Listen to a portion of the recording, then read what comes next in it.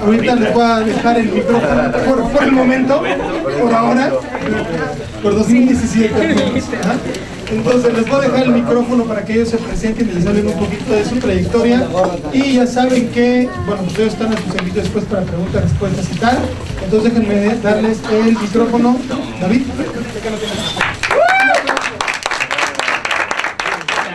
Hola, buenos días. Bueno, antes que nada, gracias a la universidad, que me da mucho gusto volver a estar aquí. Esta universidad siempre me ha acogido en diversos momentos de mi vida. Todavía el año pasado estaba dando clases aquí, así que veo muchas caras conocidas. Qué bueno que están aquí, sé que es muy temprano, sé que hace mucho frío y a lo mejor todavía no toman mucho café. Pero bueno, vamos a empezar un poco de esta plática. El objetivo, bueno, es que sea una plática más informal, no es una conferencia magistral, no tengan que tomar notas ni mucho menos. Platicarles un poquito acerca de lo que estamos haciendo, platicarles quiénes somos, qué estamos haciendo con la compañía, con Entre Líneas Producciones, por qué surge Entre Líneas, ¿no? El momento en el que estamos viviendo ahorita, de los contenidos, hacia dónde van los contenidos y bueno, también un poco platicarles de los cursos que estamos próximos a empezar en noviembre. Creemos que el aprendizaje constante y el conocimiento constante es importante en esta y en todas las profesiones, ¿no? No nos podemos quedar solamente con lo que aprendemos aquí en la universidad, sino la preparación tiene que ser constante. Y por otro lado, bueno, para nosotros es muy importante en la compañía la búsqueda de talento nuevo, ¿no? Es quizá uno de los mayores placeres, digo, los demás les platicarán, al menos en mi caso, el placer de encontrar talento joven y talento nuevo es de verdad incomparable en este negocio. Me gusta mucho esa posibilidad. Y bueno, ustedes, los que están aquí enfrente de nosotros, son los que traen ideas nuevas, ideas frescas y que están en constante contacto con los medios y con los contenidos y todo el tiempo están viendo Netflix y están viendo HBO Go y entonces de eso nos nutren también a nosotros, ¿no? Entonces les voy a ceder el micrófono para que se presenten. Ahorita me presento yo, al final muchos de aquí ya me conocen, pero quizá la presentación podemos arrancar con la gran pregunta, ¿no? De ¿por qué decidiste ser escritora? ¿En qué momento decidiste dedicarte a esto del guionismo? Le voy a pasar la palabra a Daniela, que es nuestra nueva adquisición en Entre Líneas.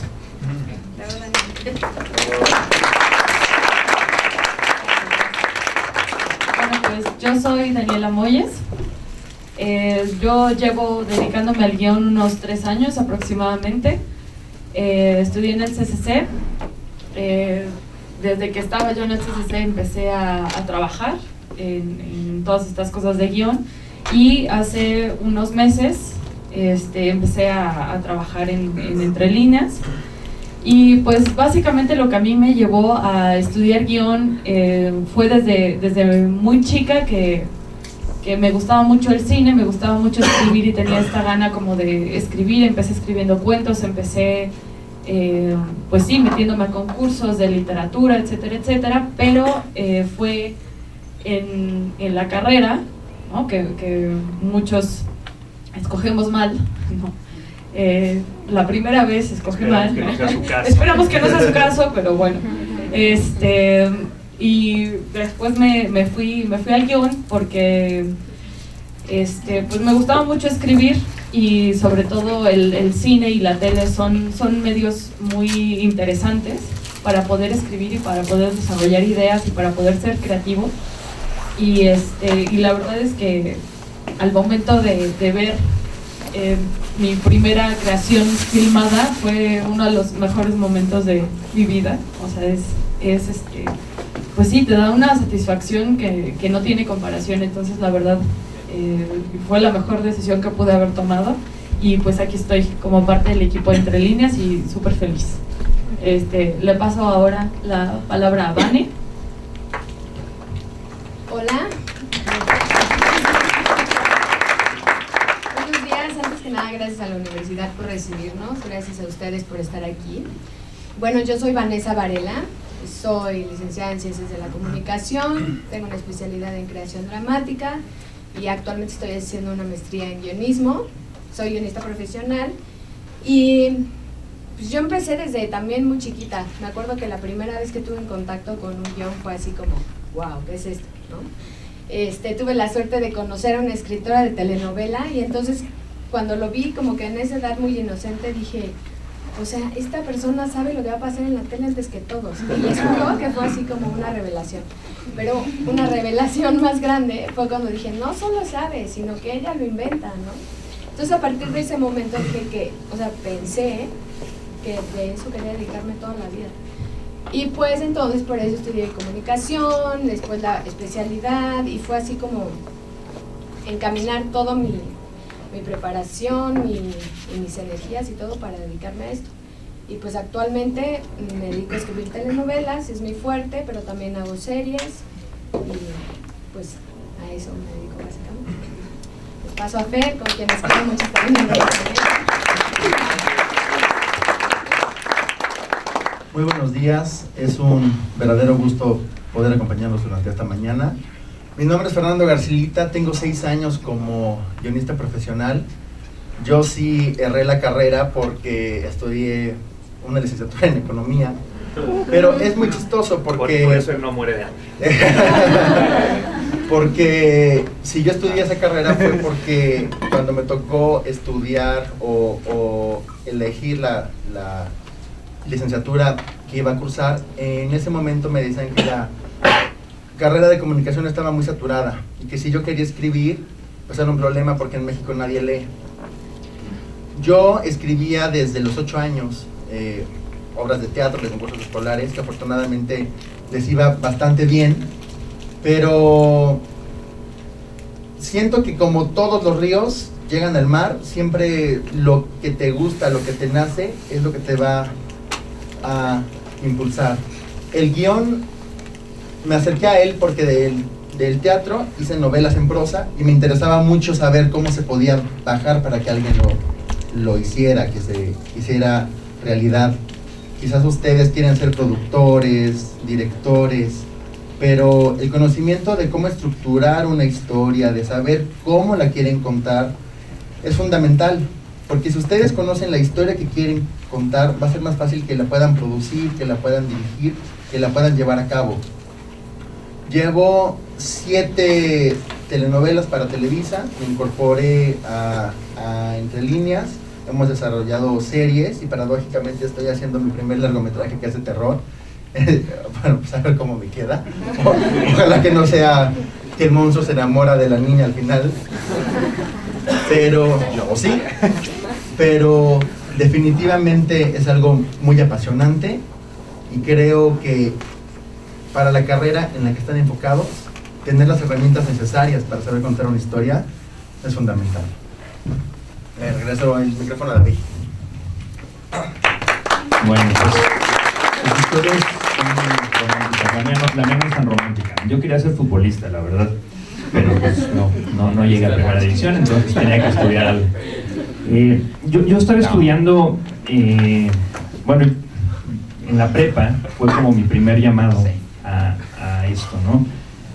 La anécdota de verdad es muy chistosa y ahorita la verdad es que le agradezco mucho. En cuarto de prepa yo era muy malo para física, ¿no? O sea, no podía pasar un solo examen de física y el profesor se le ocurrió pues tratar de ayudarnos, ¿no? A los que llevábamos como el promedio reprobatorio, y nos mandó a ver una película a un lugar que yo no conocía, que era la Cineteca Nacional. Y nos mandó a ver una película que me marcó para siempre, que fue Pi, el orden del caos, de Darren Aronofsky. Y pues en ese momento yo veía películas como todos, ¿no? O sea, veía Batman y veía las películas del verano, ¿no? Y cuando vi esa película, no le entendí nada a la película, pero dije, yo quiero hacer esto, ¿no? O sea, si en el cine se pueden contar estas historias, yo quiero hacer eso. Y desde ahí se me metió la semilla, ¿no? Del cine. Terminé la prepa y llega como esta gran crisis, ¿no? que ustedes pasaron no hace mucho, que es, ¿qué voy a estudiar? ¿No? Yo más o menos sabía ya que mi camino estaba como por los medios, pero no sabía si era mercadotecnia, no sabía si era publicidad, hasta que un primo me dijo, creo que lo tuyo debería ser comunicación, ¿no? Me metí a comunicación, disfruté la carrera muchísimo, soy licenciado en comunicación, y hubo un momento como muy importante para mí en la universidad, que me topé con un maestro que, por cierto, viene a darles una plática, así que nos vamos a ver en un mes, el 13 y 14 de octubre, que fue Guillermo Arriaga, y pues empecé a llevar una relación muy buena con Guillermo, le pedí trabajo a Guillermo y a partir de ahí pues me enfoqué más en el tema del guionismo, y de alguna u otra manera no me he salido de ahí, ¿no? Entonces creo que, como bien dice Fer, la pasión y lo que te gusta y para lo que eres bueno termina por llegar a tu vida, ¿no? Creo que uno de los objetivos también de poder platicar con ustedes, ¿no? Y que al menos los que me conocen, que les di clase, es el hecho de poder hacerles descubrir su pasión, ¿no? Creo que, no sé si estén de acuerdo, pero este negocio de la escritura no puede funcionar si no hay pasión, ¿no? Me ha tocado ver muchos casos de gente talentosa, de gente que tiene muy buenas ideas, pero que tiene una web espectacular para escribir, ¿no? Entonces no se sientan frente a la computadora, no están todo el día tratando de ver cómo corregir sus escenas, creen que su primera idea es la mejor y no le dan vueltas y no tienen rigor. Y creo que en la escritura lo que va a hacer que nuestros textos funcionen es precisamente el rigor. Les voy a contar una historia. Tengo un amigo escritor de Coahuila, un escritor que hace mucha comedia, muy buen escritor, pero él tiene esta postura de que si él retrabaja sus textos, estos van a perder frescura, ¿no? Y entonces pues él cree que es como Woody Allen, ¿no? O sea, escribe y cree que lo primero va a ser súper cómico, ¿no? No es que no lo sea, pero yo siempre le digo, a ver, si tú trabajas, si tú te vuelves a sentar y si reescribes, las cosas van a mejorar, ¿no? Por ahí los gringos dicen, ¿no? Writing is rewriting. Entonces, creo que ese es una de las cosas que a los que quieran ser escritores deben de tener muy metido en la cabeza, ¿no? O sea, no se pueden parar de la computadora hasta que no estén contentos con lo que están escribiendo, ¿no? La historia es muy celosa, los personajes son muy celosos y requieren de toda su atención, ¿no? Entonces, yo, al menos ahorita los demás les platicarán, pero en mi postura, yo creo que pues el talento al final no es lo que cuenta, ¿no? El talento, algunas personas lo tienen y qué bueno, ¿no? Pero lo importante es el rigor y lo importante es la disciplina y lo importante es cuando un productor te destroza el guión y te hace pedazos, es decir, no importa, me voy a levantar y lo voy a seguir haciendo, ¿no? Porque hay mucha gente que el productor les habla mal y no vuelven a abrir Final Draft, ¿no? Y dicen, de aquí yo no soy, a lo mejor me voy a dedicar a hacer comunicación organizacional, ¿no? No, de verdad, o sea, es fuerte, o sea, el escribir un guión y mostrárselo a alguien, yo se los he dicho, es como desnudarse, o sea, frente a un grupo de personas, ¿no? Y que lo van a leer y te van a decir cuáles son tus defectos, ¿no? Entonces, pues, por eso creo que el rigor es más importante que el talento, ¿no? Sí, totalmente. Yo, pues he tenido muchas experiencias desfavorables con compañeros que, estando en el CCC, que es una institución que se supone que es como lo mejor, ¿no? Lo top de lo top, es muy, o sea, es muy raro ver que la gente, o sea, que por supuesto hay gente muy talentosa, pero hay gente que no se dedica. Hay gente que puede tener grandes ideas, pero que a la hora de la hora dicen, bueno, sí, te lo compro, desarróllalo, y quién sabe hasta cuándo, ¿no? O sea, me tocó alguna vez que me tocó pedirle a algún compañero del CCC un guión de 3 cuartillas y la respuesta que obtuve fue como en un mes te lo tengo. Y wow, o sea, la verdad es que yo me quedé muy sorprendida y dije, demonios, pues a nosotros nos toca escribir nos toca escribir 60 cuartillas al día. O sea, a mí me ha tocado escribir, bueno, muchísimas cuartillas al día y dices, Dios, un mes para escribir 3. No, sí, es que mi proceso creativo y no sé qué. ¿Es tu proceso creativo, o sea, durmiendo o cómo? O sea, ¿sabes? Entonces sí, muchas veces, pues sí, el talento no lo es todo. Por supuesto pues es, digamos, parte importante, pero no necesariamente lo es todo. O sea, yo valoro mucho más a una persona que tiene dedicación y que tiene el espíritu de hacer las cosas y que dice, sí, 3 cuartillas, te las mando en 3 horas, no hay bronca.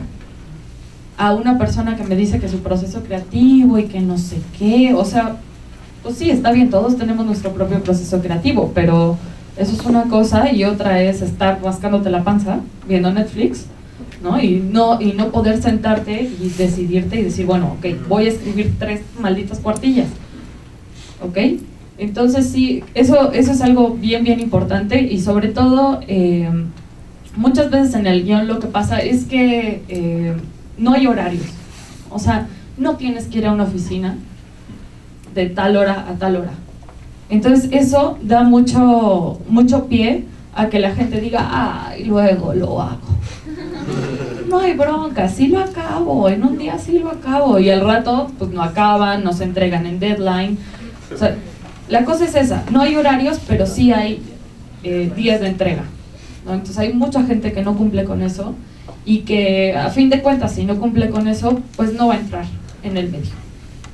¿Por qué? Pues porque los productores no están para andarte esperando, ¿no? Una semana más, a ver si entregas, a ver si no. ¿Ok? Entonces, creo que eso es gran parte. Y muchas veces esos deadlines se pueden escuchar así como, ay, es que lo tengo que entregar, ay, es que no sé qué, ay, no sé. Pero si hay pasión de por medio, lo vas a hacer. O sea, siempre lo vas a hacer. Entonces, y por supuesto responsabilidad, ¿no? Porque habrá mucha pasión, pero entonces, pues eso yo les recomiendo, ¿no? Si son apasionados, si aprenden a ser responsables, si aprenden a entregar en sus deadlines y hacerlo bien, lo pueden lograr sin ningún problema. Sí, pues sí, estoy totalmente de acuerdo con Dani. Yo creo que esto de la escritura también es muchísimo de disciplina. Yo les voy a contar una experiencia. Cuando yo me estaba preparando con todas estas ganas que les digo que tenía de escribir telenovelas, cuando estaba haciendo la especialidad en creación dramática, me topé con un maestro súper lindo que no sé por qué le caía yo súper mal, así, mal, pero de entrada. Entonces él me dijo, ¿sabes qué? Siento que tus historias son demasiado optimistas y demasiado rosas. No te auguro mucho futuro en esta carrera.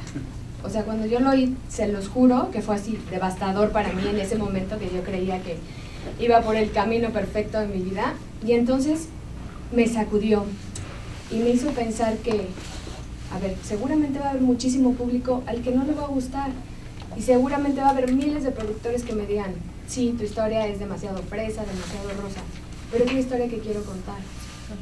Entonces me esforcé el doble, me seguí preparando, o sea, a pesar de todas estas críticas que recibía de este profesor, no me detuve, me discipliné muchísimo más y pues terminé esa especialidad de 60, terminamos 3 y 3 sacamos buenos libretos listos para producirse en televisión. Entonces yo les recomiendo que seguramente se van a topar miles de veces con gente que les diga, su historia no me funciona, su proyecto, pues no, la verdad es que lo he visto cientos de veces, pero no se detengan, o sea, crean en sus historias, crean en lo que tienen que contar, sigan adelante y verán que sí es una carrera demasiado apasionante. Creo que hay algo muy importante de fondo que puede explicar todo esto, ¿no? Y es como la alta demanda de generar escenas y capítulos al día. Por ejemplo, en mi experiencia, nuestros capítulos de telenovelas son de 20 escenas. En un día de grabación se graban 30 en foro y 20 en locación. Estoy hablando de 50 escenas al día. O sea que al día están grabando 2 capítulos que entregamos y 10 escenas del otro. El talento creo que tiene que ser un 10% y la responsabilidad y la disciplina el otro 90%, porque la presión es con lo que terminan saliendo los diamantes. O sea, te habla el director, te habla el productor, no me gusta, se tiene que volver a grabar. Luego, bueno, por ejemplo, en el mundo de las telenovelas pasa mucho de que los actores creen que saben todo, ¿no? Tengo un maestro que quiero mucho que dice que hay veces que el piano cree que escribió la sinfonía, ¿no? Y estar sujeto a las opiniones de lo que vayan a decir, puede que tengan o no razón, porque al final de cuentas la labor del escritor es muy solitaria, es algo muy íntimo, estás plasmando experiencias, estás plasmando vivencias, y estar sujeto a que te digan, es que no funciona, el personaje no va así, dices, oye, es mi personaje, es como mi hijo, pero hay que tener la suficiente humildad de escuchar las voces que te puedan ayudar para que tu guión vaya hacia adelante.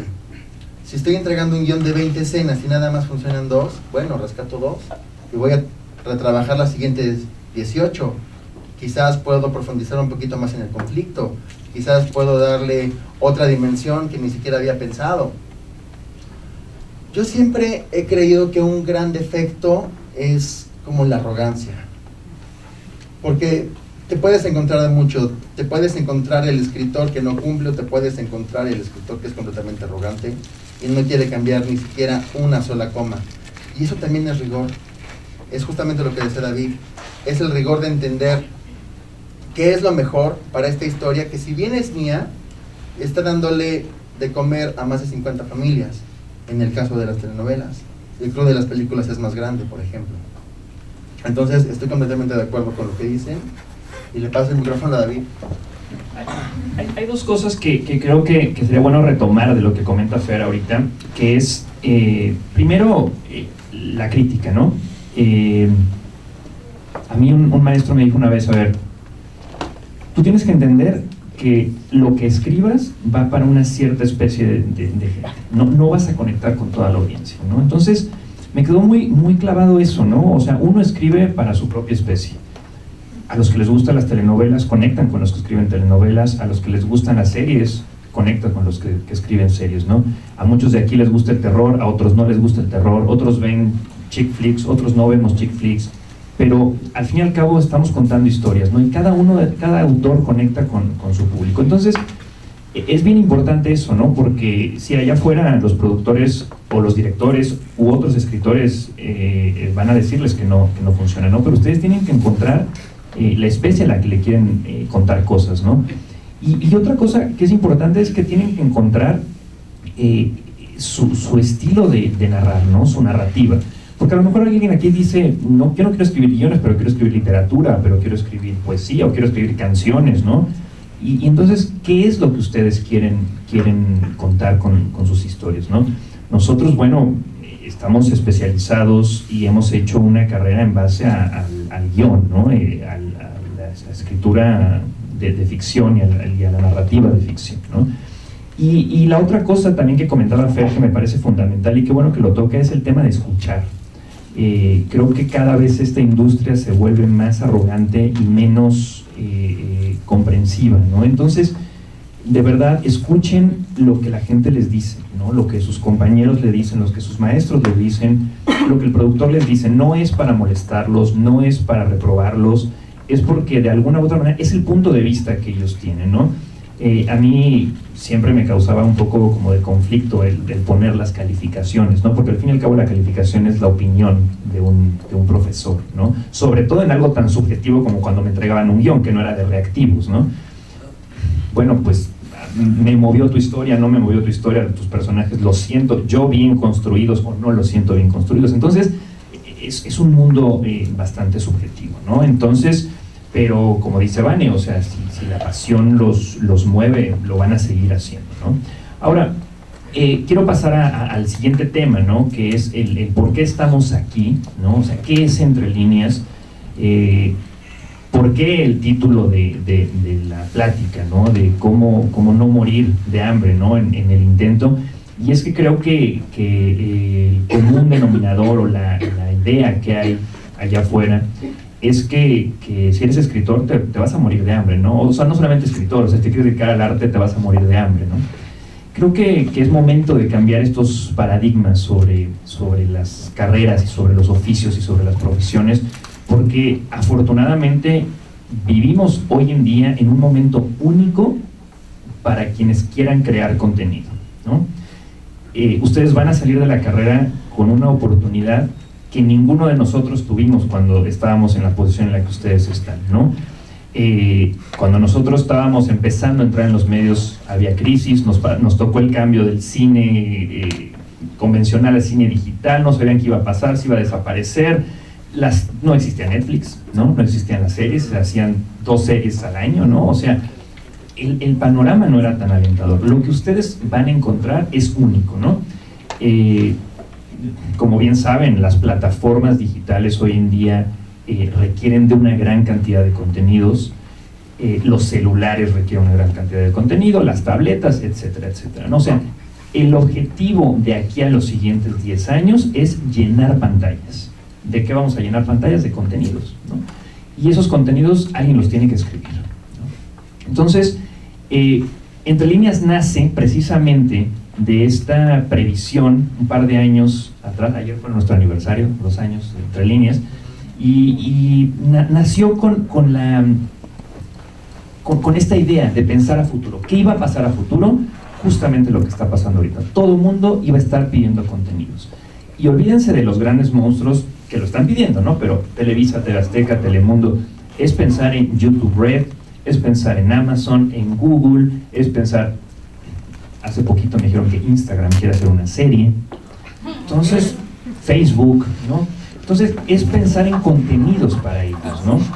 Y entonces, bueno, nosotros, José Alberto Castro y Antonio López, Antonio Moya, que son los socios de la compañía, nos convocaron a un grupo que originalmente éramos 7 escritores, que empezamos con la compañía con el objetivo de crear estos contenidos, ¿no? Afortunadamente esto ha ido avanzando precisamente porque vimos hacia dónde iba el futuro de los medios, ¿no?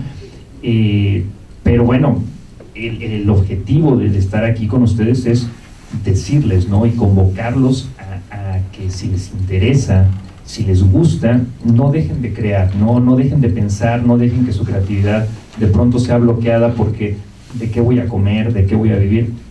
Hay cómo hacerlo, ¿no? Existen las maneras, existen los financiamientos y como les repito, las posibilidades que vienen de aquí a futuro pues son inmensas, ¿no? Sí se requiere de mucho trabajo, sí nos estamos todavía enfrentando ante muchos paradigmas antiguos, frente a muchas mentalidades antiguas, pero el objetivo es, y lo empiezan a ver, ¿no? O sea, los medios se empiezan a llenar de jóvenes, ¿no? De jóvenes que ya están creciendo con estas mentalidades de querer hacer las cosas, ¿no?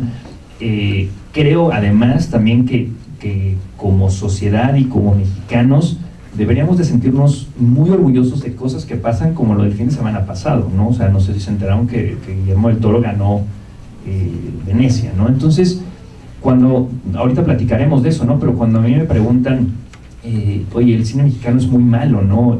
Digo, pues yo no sé si sea muy malo, pero no hay premios internacionales en donde no hay un mexicano haciendo algo, ¿no? Llámese Cannes, llámese Venecia, llámese los Óscares, o sea, siempre hay un mexicano ahí metido, ¿no? Entonces, por algo debe de ser, ¿no? Entonces, yo de verdad los invito a que olvidemos esta parte de que no vamos a sobrevivir de esto. Claro que es difícil, como en todas las profesiones, ¿no? O sea, esta frase de perseguir la chuleta es para el médico, para el escritor, para el obrero, o sea, para todos, ¿no? Entonces, empecemos a derrumbar esas ideas. No sé los demás qué piensan, pero creo que eso es lo que nosotros estamos tratando de hacer con Entre Líneas. Claro, bueno, con respecto a eso, yo recuerdo cuando estaba intentando decidir qué quería hacer de mi vida, que yo me acuerdo que me le planté a mis abuelos y les dije, quiero ser escritora, y a mi mamá, y se quedaron así como, ¿qué?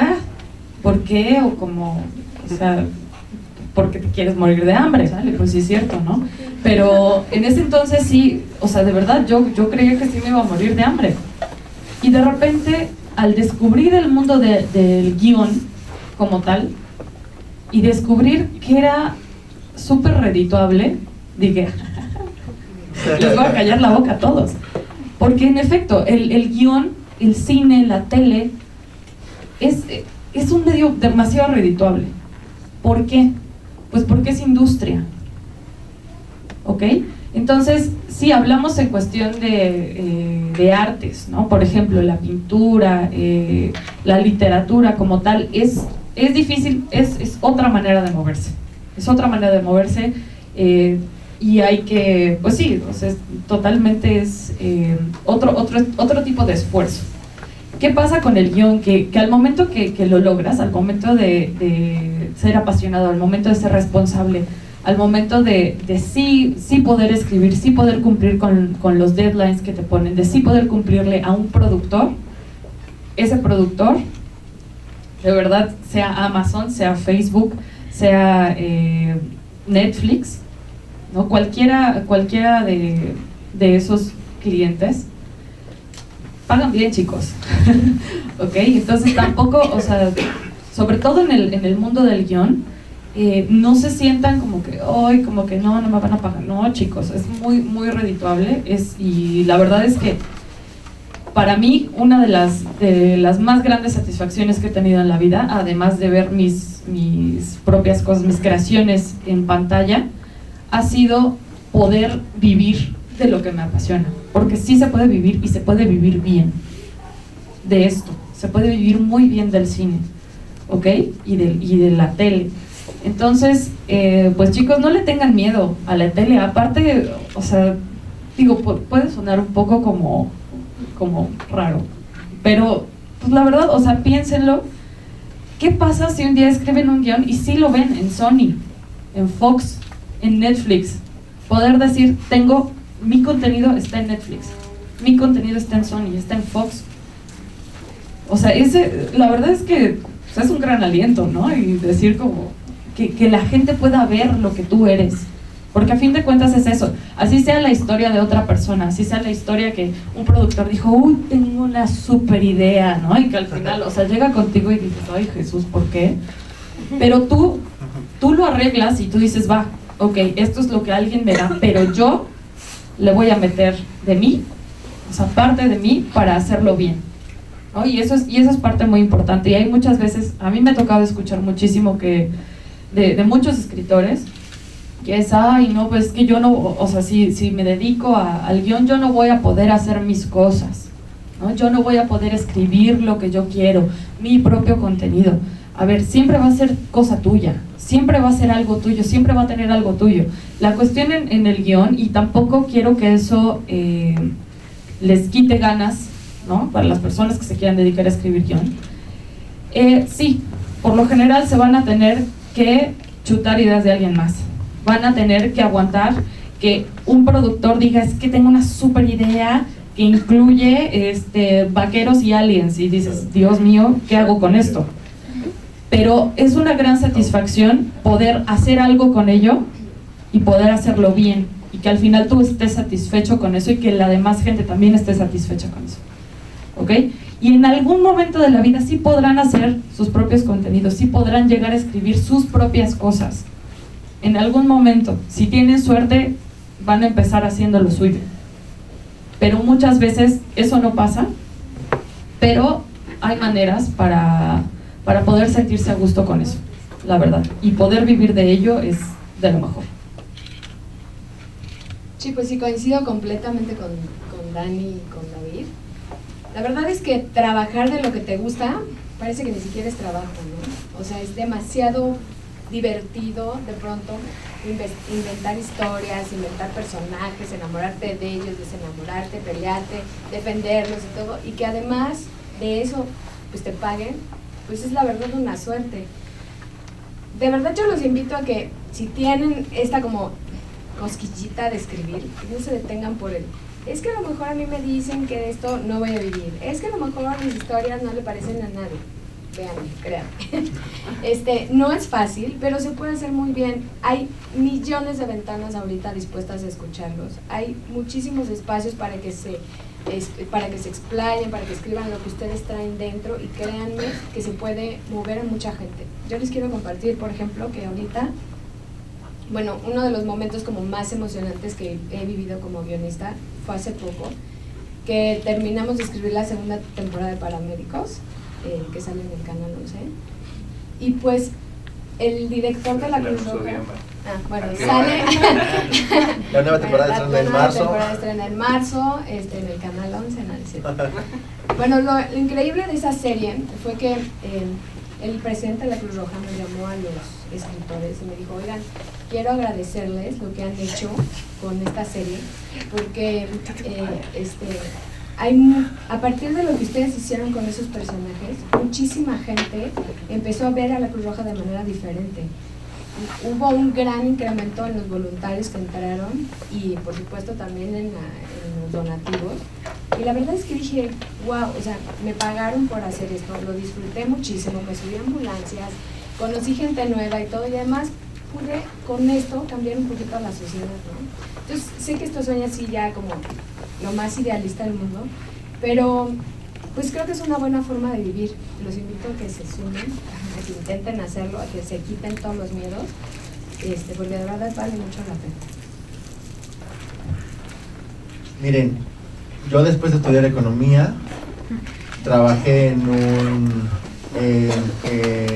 una oficina, era una consultoría de inversiones.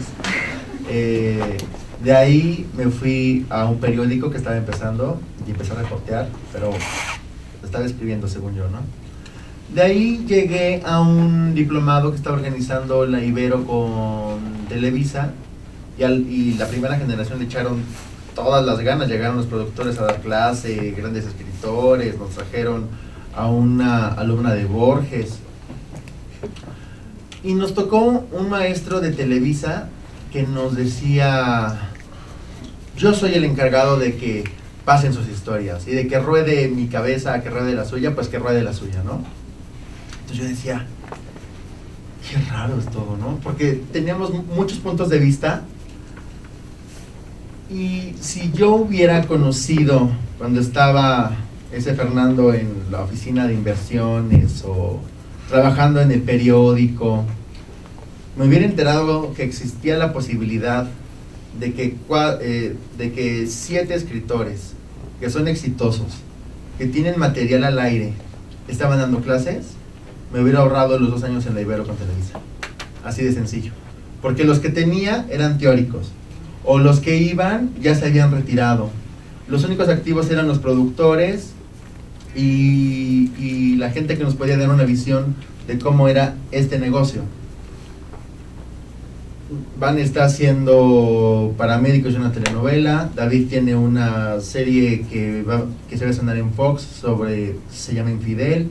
Dani, ayer subí una foto padrísima porque está haciendo una película y estaba trabajando a 2 computadoras como si fuera DJ.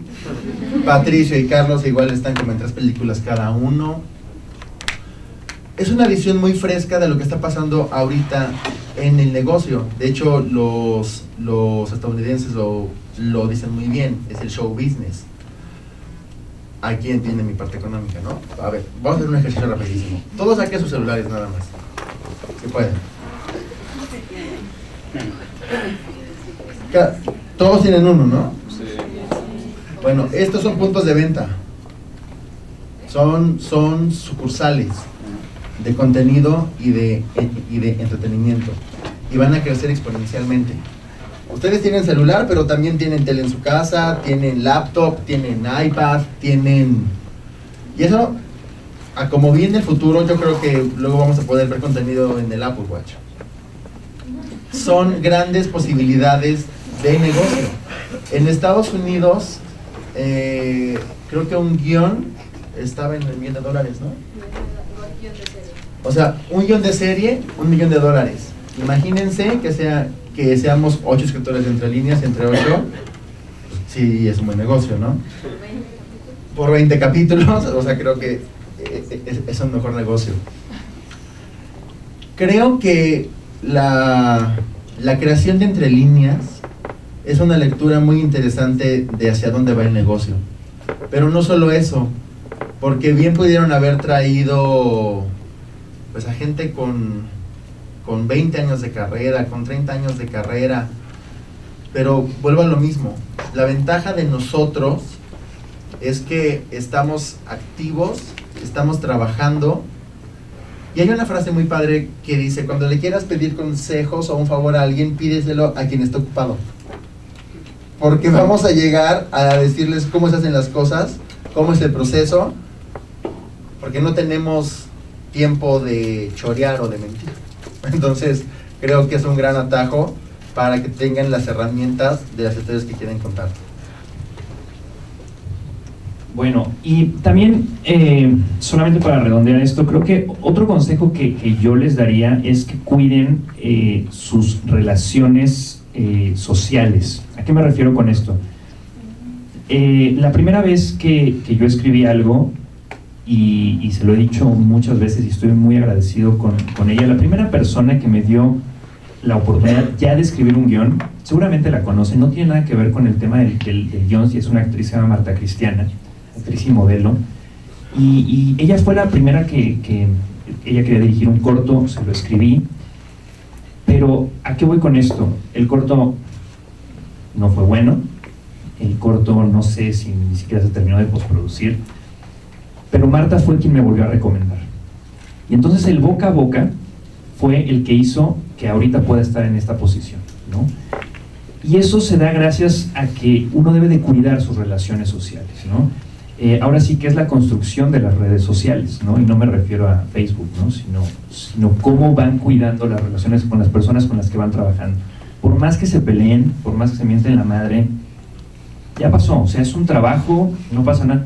Más adelante se van a volver a ver. Este negocio, les pueden decir todos, es muy chiquito. No hablen mal de los productores, ya, guárdenselo, sigan adelante, sigan escribiendo, los que quieran ser directores, sigan dirigiendo, más adelante se los van a volver a encontrar en otras condiciones, en otras circunstancias, y las cosas van a ser completamente distintas, ¿no? Entonces yo sí creo que es bien importante eso, porque un buen trabajo los va a recomendar exponencialmente, ¿no? Y si hacen un mal trabajo por cualquier cosa, bueno, se queda en esa experiencia, ¿no? Pero si ustedes se ponen conflictivos, también se va a correr el rumor, ¿no? De que son personas conflictivas. Entonces, tengan cuidado con eso, ¿no? A lo mejor es algo que no se les dice en el salón de clases o que no viene en el libro de Robert McKee, ¿no? Pero que existe, ¿no? Entonces, ojo con eso, ¿no? Vamos a pasar rapidísimo, les doy rápido la información del tema de los cursos para que vayamos a las preguntas, ¿no? Porque imagino que tienen preguntas más puntuales.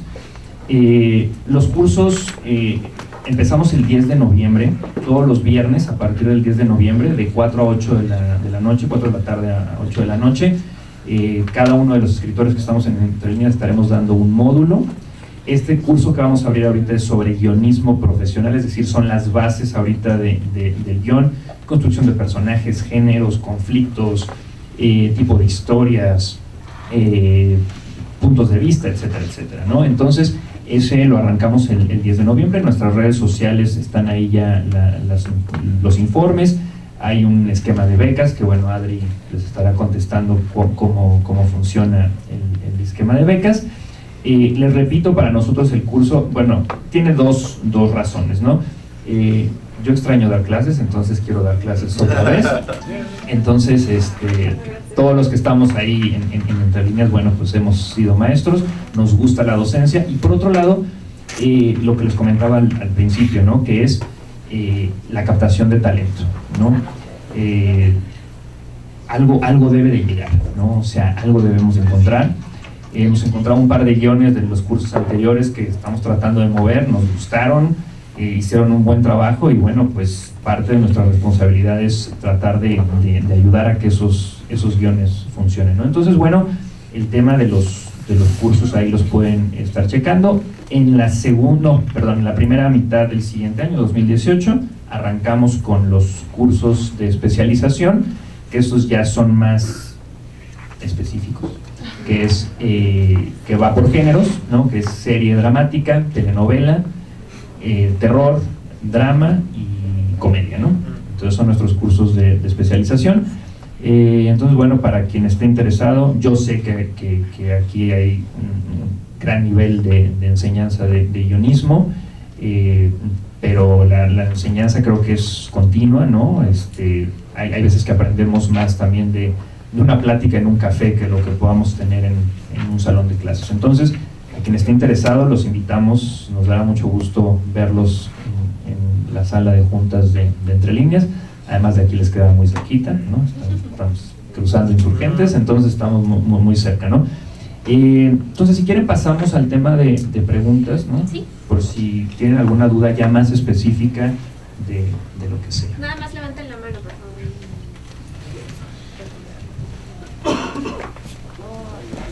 Regálanos tu nombre. Bueno, yo me llamo Victoria y tengo 4 preguntas. Una es para Dani, en especial. Tú comentas que trabajando entre líneas es redituable y todo esto, pero como guionista independiente, ¿qué tan redituable puede llegar a ser? ¿Hago las 4 preguntas? Primero respondes a Dani y ahorita... micrófono? ¿Sabes qué? No tenemos otro, ¿verdad? ¿Sabes qué vamos a hacer? Las apuntamos y se las paso para no estarlos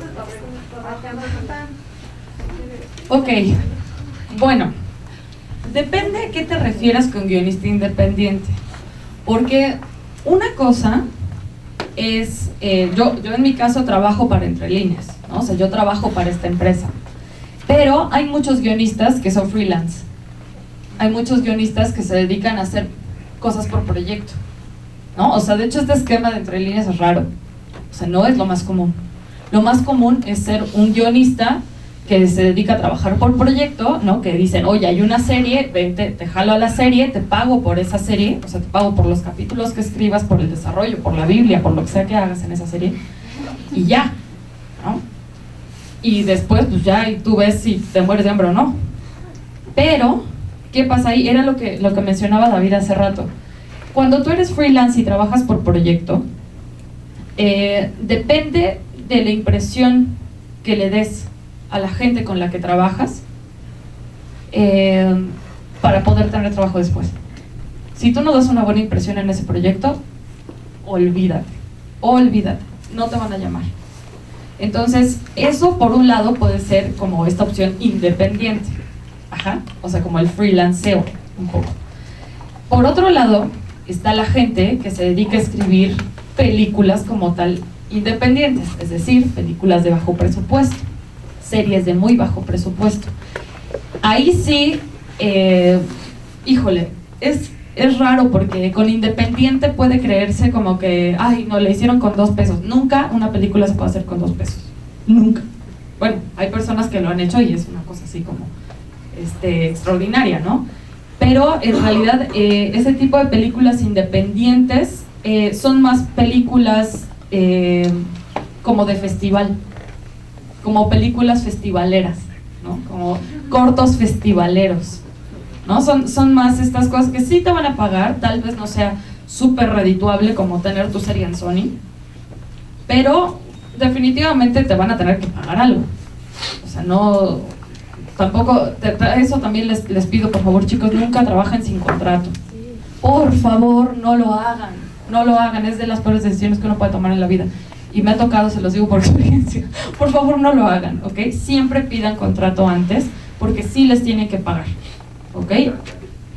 Y además de los contratos, otra recomendación es, en los contratos no les van a pagar lo que ustedes merecen, les van a pagar lo que ustedes negocien, ¿ok? O sea, así que véndanse bien, ¿no? O sea, porque nadie les va a pagar lo que merecen, sino lo que ustedes sean capaces de negociar.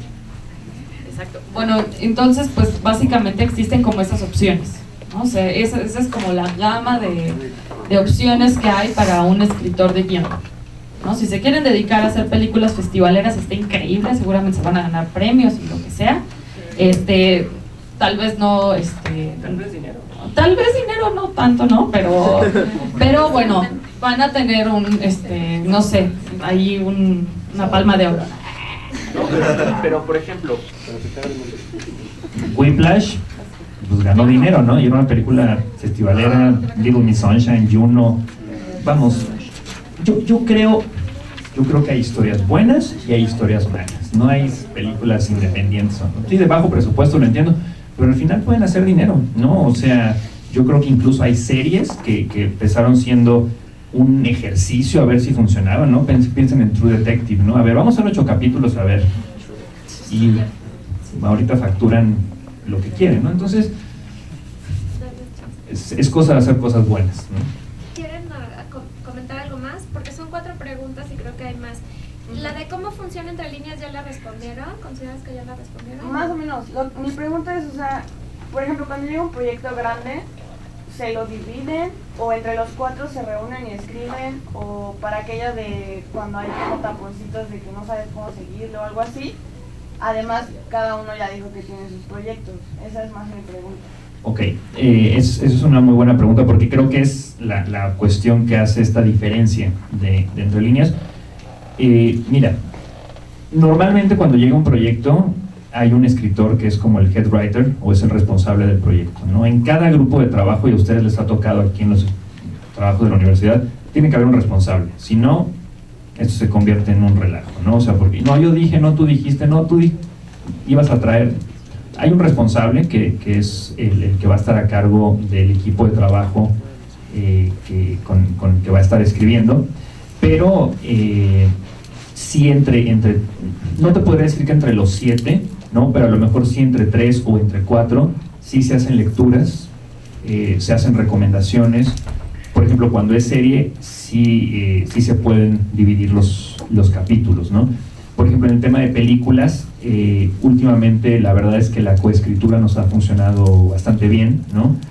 Dani, por ejemplo, ha estado escribiendo con Pato, Pato ha estado escribiendo con Carlos. Entonces, sí, siempre tener esta posibilidad de voltear, ¿no? Y decir, oye, ¿cómo ves esto? ¿Te gusta, no te gusta? ¿Tú qué propones? Hace una diferencia abismal, ¿no? O sea, no es... El objetivo del modo de operación de la compañía es que no sea el escritor que está encerrado en su cueva y sale todo nervioso a mostrar su guión a ver si a alguien le gusta, ¿no? Sino al contrario, sino tener esta retroalimentación de parte de todos, ¿no? Hemos tenido ejercicios, ¿no? Incluso cuando empezaba la compañía en la que todos le metimos mano a un mismo guión, una campaña de publicidad también en la que todos le metimos mano al guión, funcionaron, son distintas maneras de trabajarlo y creo que tiene que ver mucho con el proyecto, ¿no? Por ejemplo, en mi caso, el proyecto que estoy desarrollando sobre Fidel Castro me llevó a mí casi 2 años de investigación. Entonces era muy complicado para mí traer escritores a que se pusieran al corriente en lo que yo había ya investigado, ¿no? Entonces la decisión que tomamos fue, me traje a una escritora que trabaja externa, o sea que no forma parte, digamos, directo de la compañía, pero que trabaja de forma externa con nosotros, a que me hiciera corrección de estilo y revisiones y se adentrara en investigación en lo que yo iba desarrollando, ¿no? Me hacía escaletas, me pulía diálogos, etcétera, ¿no? Entonces te digo, cada proyecto es distinto y cada proyecto, ahí es en donde entra mi chamba, ¿no? Como director de operaciones, de decir, ¿qué creo yo que le conviene más a cada proyecto, ¿no? Muchas veces me he equivocado, otras no, pero la manera, o sea, el objetivo es decir, a ver, yo creo que este proyecto que acaba de tomar Dani hay que traerle a tal persona o tiene que entregarlo en tal tiempo, ¿no? Entonces, pues es parte de lo que yo hago, ¿no? De tratar de dirigir la mejor manera o la manera más óptima de operación de la compañía. La siguiente pregunta es... ¿Puedo nada más? Perdóname. Sí. Nada más como redondear. Es que, básicamente lo que pasa en Entre Líneas es que hay gente de base. O sea, hay escritores de base y dependiendo del proyecto llegan, o sea, podemos tener personas externas. Simplemente, nosotros somos los que estamos de base, por ejemplo, ¿no? Pero nosotros en determinado proyecto podemos decir, oye, ¿sabes qué? Híjole, necesito otras 4 personas porque no me va a alcanzar. O sea, no voy a poder con esto. Entonces, en ese caso sí se puede traer gente, ¿no? O sea, por ejemplo, si David ya sabe cómo trabajan otras personas, y por eso es bueno que tengan, que la demás gente sepa cómo trabajan y que queden bien. Sí, y no solamente cuando no nos va a alcanzar, ¿no? Por ejemplo, también hay cierto tipo de proyectos que yo necesito traer gente con una expertise en ciertos temas, ¿no? Por ejemplo, ahorita me piden comedia de corte político. Nadie de nosotros hacemos eso, entonces tengo que buscar quién hace stand-up o comedia política, ¿no? Porque yo necesito traer el mejor elemento para el proyecto. No te preocupes, al contrario, ya alguien quiere completar. Bueno, la siguiente pregunta es: como guionistas, ¿qué tan rentable creen que es escribir contenido para niños con el fin de mejorar o de cambiar las cosas en la sociedad? No, relevante, la palabra relevante. Relevante, o sea, mira, yo creo que cualquier contenido que escribas puede causar como un impacto en la sociedad, que es lo que yo les compartí hace rato. Los niños son un gran negocio. Entonces, sí considero que es una... Pregúntale a Disney. Pregúntale a Disney. No, pregúntale a los papás que tienen a los niños Sí, en claro. en el restaurante. Exacto, entonces sí, o sea, si tienen proyectos para niños, creo que es un excelente momento, porque además ahorita, como está cambiando la industria, creo que todavía se va a hacer muchísimo más grande, ¿no? O sea, nosotros estábamos acostumbrados a ver las caricaturas en la tele y ya, pero ahorita tienen la opción de bajarlos en Netflix, no sé, de tener el jueguito en el iPad, de además comprar el juguetito. Se hace un negocio 360, que es lo que es como la ventaja de este tipo de proyectos. Rapidísimo, nada más, ahorita se está abriendo una ventana muy grande para la animación, muy muy grande, o sea, está empezando a haber animación por todos lados. Anima Producciones son los que más trabajan con animación aquí en México, ¿no? Con cosas como chupacabras y cosas así que bueno, el chavo animado, Dios mío. Pero bueno, o sea, de repente ahorita se están dando cuenta de que eso ya no funciona. Entonces tienen que hacer cosas de mejor calidad. Entonces, ahorita se está abriendo una ventana muy grande. Va a salir apenas, no sé exactamente cuándo salga, pero Ana y Bruno, de Carlos Carrera, va a salir pronto, que no es particularmente para niños, pero es una gran ventana dentro de la animación, ¿no? Y es una película festivalera, ¿no? Ahora que hablábamos de lo festivalero, se ha ido a todos lados, y en todos lados ha sido súper bien recibida. Y cuando se estrene aquí en México, que yo espero que no tarde mucho y que sea bien recibida también, va a empezar un boom mal, o sea, va a empezar un boom muy cañón con la animación. La cosa con la animación es que es muy cara, es súper cara.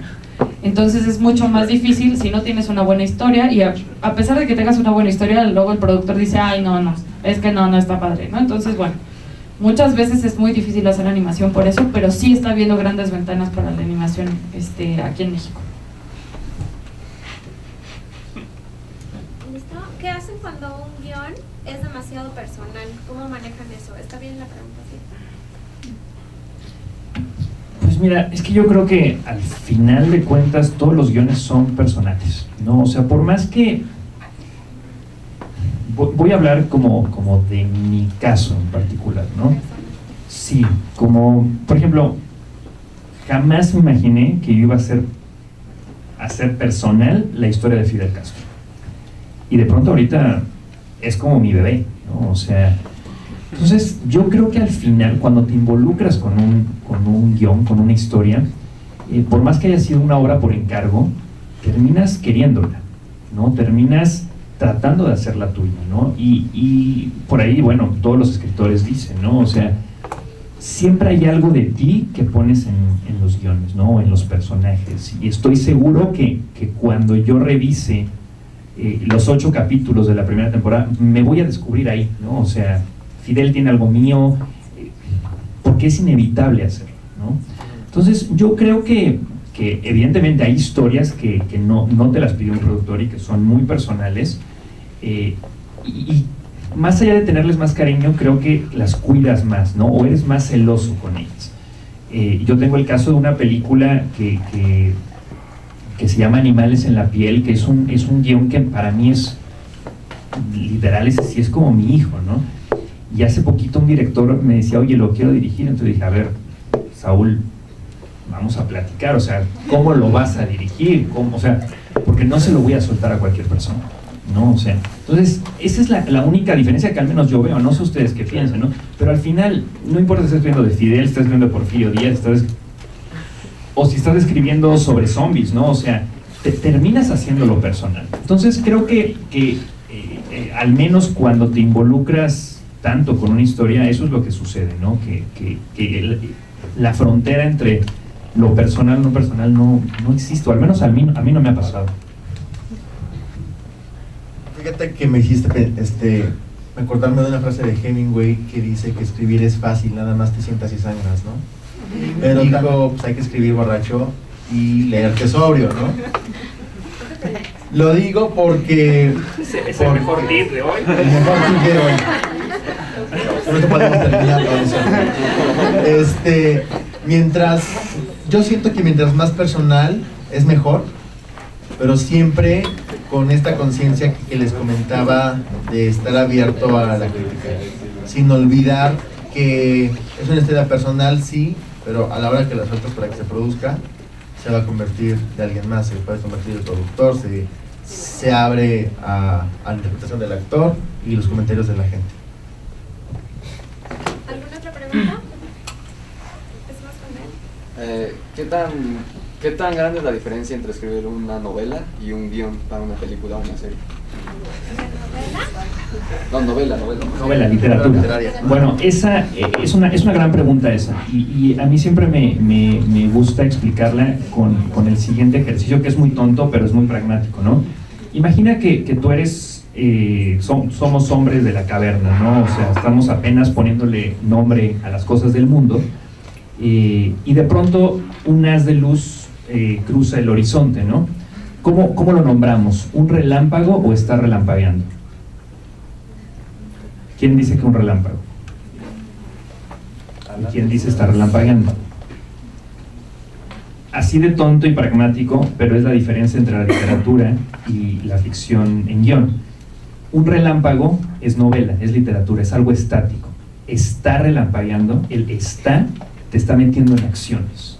Entonces, el guión, ¿no?, de cine o de serie, lo que busca son las acciones, que sucedan cosas, y tiene que ocurrir en la tercera persona. En la novela o en la literatura puede ocurrir en la tercera persona también, pero puede ocurrir en la primera persona y puede ser introspectivo.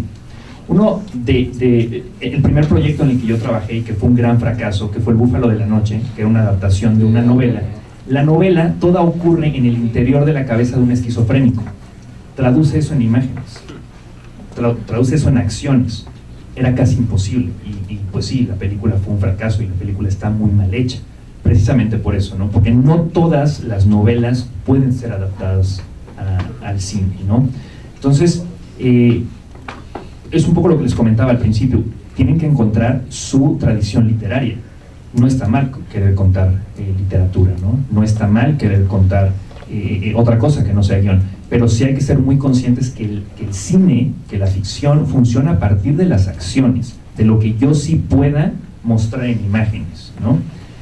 Por eso, digo, este es mi tema de tesis en la maestría, ¿no? Pero por eso ha sido tan complicado, o fue tan complicado tratar de adaptar a García Márquez, ¿no? Porque eran metáforas y era un lenguaje que era muy difícil poder adaptar en cine.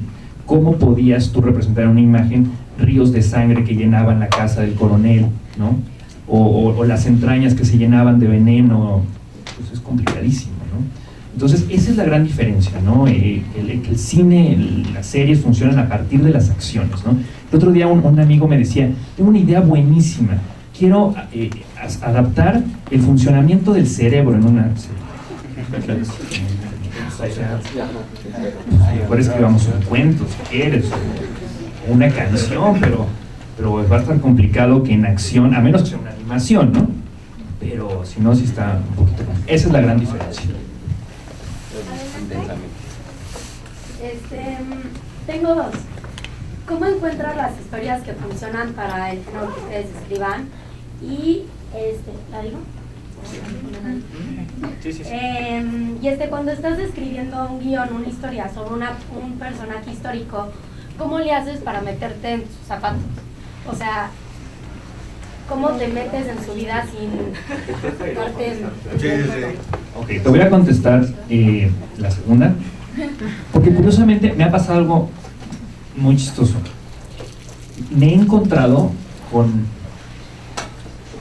el hecho de que disfruto mucho adaptar y contar historias históricas, ¿no? O sea, sin quererlo, ¿eh? O sea, me han llegado proyectos para el Bicentenario.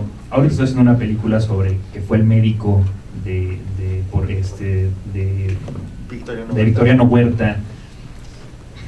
Me han caído los proyectos, pero lo disfruto mucho. No es nada sencillo ponerte en los zapatos del personaje, ¿no? Ahora, la gran ventaja que te da la ficción es precisamente eso, que es ficción, ¿no?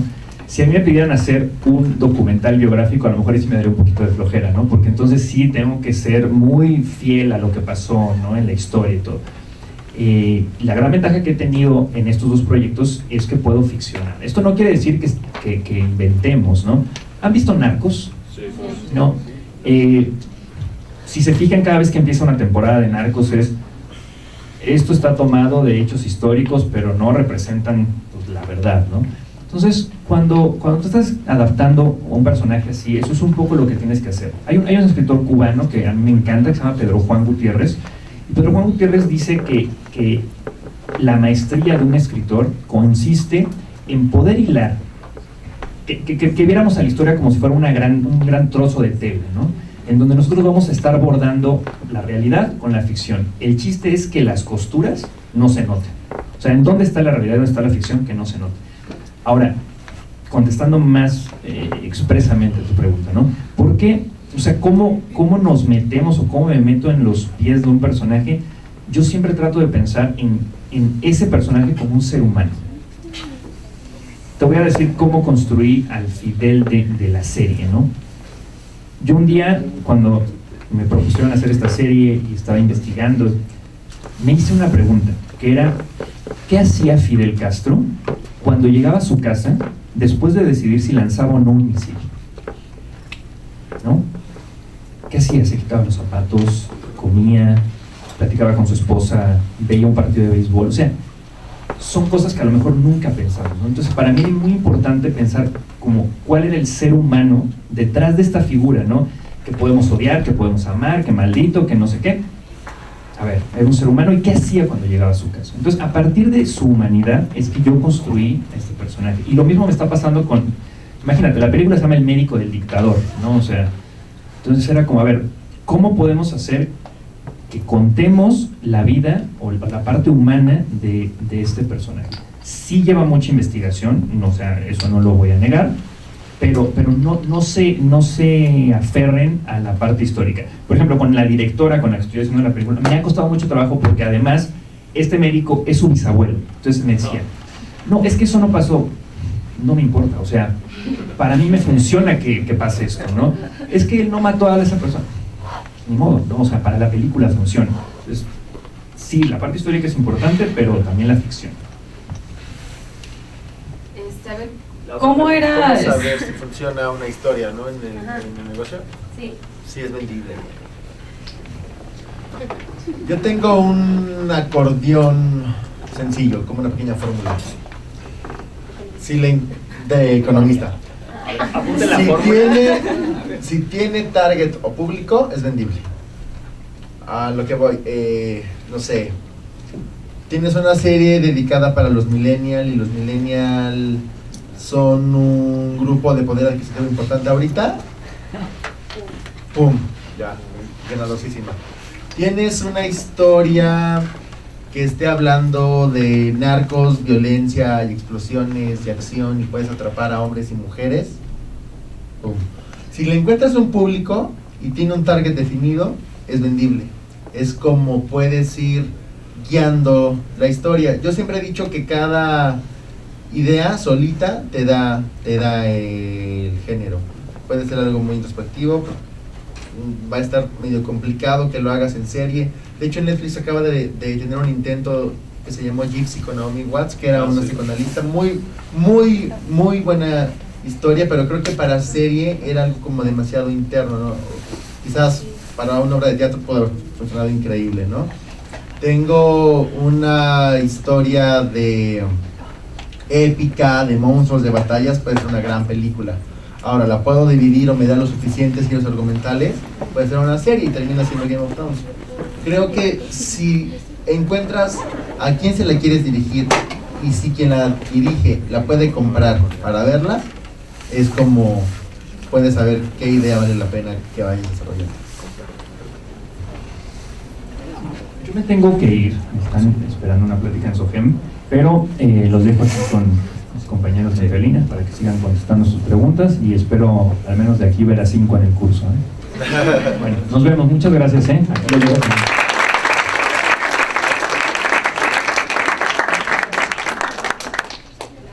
Bueno, yendo un poco rapidísimo, por lo general el terror y la comedia venden cañón, o sea, eso sí es como de siempre. ¿Ok? Entonces si tienen historias de terror, de comedia y cosillas así que crean que valgan la pena y que sean interesantes, pues siempre va a haber compradores. ¿Quién más? ¿Sí? Un poco más por la organización de Entre Líneas. Estaban hablando que son de base. Eso significa que todo lo que está fuera de ustedes es eventual, es esporádico, es por proyecto, es una lista de recursos. Y si fuera así, ¿cómo los clasifican, no? Pues sí, o sea, sí. El economista. Estamos los escritores de base, que yo tengo una alegoría muy chistosa, que es como, no sé, imagínate que tienes a la Liga de la Justicia, ¿no? Y vas agarrando por proyecto, puedes ir agarrando escritores, pero si es escritor, lo bonito es que tiene proyectos que quiere ofrecer. Y la ventaja de nosotros que tenemos es que tenemos también a los clientes. Le estamos generando contenido a Fox, a Telemundo, a Univisión, a Azteca, a Televisa, a YouTube Red.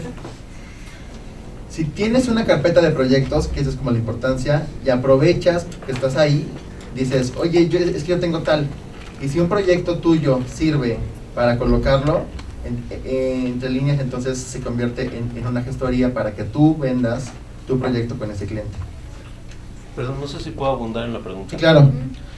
¿Podría ser viceversa, que hay una convocatoria de cualquiera de los medios con los que ya trabajan y ustedes la sacan, por ejemplo, en la universidad? ¿Sabes qué? Estamos buscando guionistas de terror, mándenos proyectos.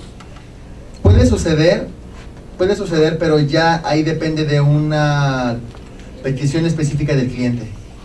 O sea, si llega el cliente y nos dice, es que estoy buscando una historia tipo de terror como la de Riverdale, ¿no? Que sea de jóvenes, pero con este tono y con este género, y no la tenemos, si hacemos una convocatoria. O sea, hacemos un brainstorming a ver si se nos ocurre. Si no se nos ocurre, decimos, no, sí necesitamos traer a alguien. Como el ejemplo de la comedia política, ¿no? No tenemos quien lo haga, híjole, pues, como es stand-up comedy, vamos a abrir un casting. Que justamente fue lo que hicimos hace ya un mes, creo, o 3 semanas. O sea, cuando no lo tenemos y sabemos que está allá afuera, sí se abre una convocatoria para que llegue la gente y nos ofrezca el contenido. Sí, es cuando estás iniciando, ¿qué opciones tienes para vender o dar a conocer un guión?